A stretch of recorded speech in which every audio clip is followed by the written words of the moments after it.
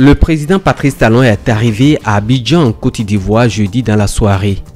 Il est accueilli par le vice-président de la Côte d'Ivoire, Daniel Kablan-Duncan. Ce vendredi 12 juillet, c'est le président Alassane Dramane Ouattara en personne qui accueille ses pairs venus assister au 21e sommet ordinaire de l'Union économique et monétaire ouest-africaine, UEMOA.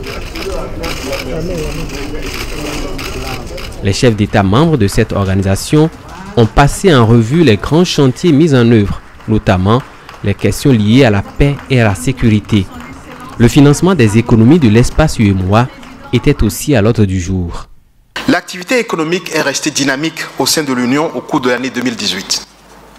Pour la 7e année consécutive, le taux de croissance économique de l'Union s'est situé largement au-dessus de la barre de 6%, s'élevant à 6,6% pour 2018, même niveau enregistré en 2017. Cette performance, imputable notamment au renforcement de la production agricole, est également due à la bonne tenue des activités dans tous les secteurs. Au titre de l'approfondissement du processus d'intégration financière, la BCEAO a, au cours de l'année, renforcer ses actions en faveur de la diversification des produits et des mécanismes de financement des économies de l'Union. Elle a procédé au lancement du dispositif de soutien au financement des PME-PMI en relation avec les ministères de tutelle dans l'ensemble des pays de l'Union.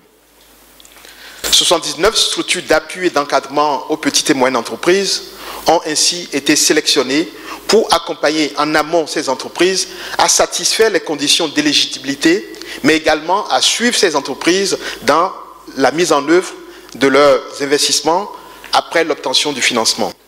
En plus de son accès au marché financier international, la coopération entretenue entre la BOAD et les partenaires financiers internationaux lui a permis de signer de nouvelles conventions d'emprunt pour un montant de 308 milliards de francs.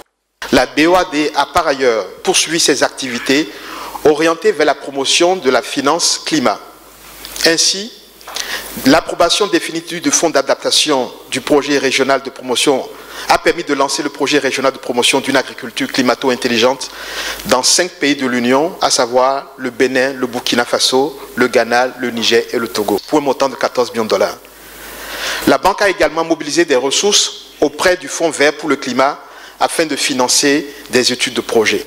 Le président Alassane Dramane Ouattara, en qualité de président en exercice de la conférence des chefs d'État et de gouvernement de l'Union, a dit la détermination des pays de l'UEMOA à lutter contre le terrorisme.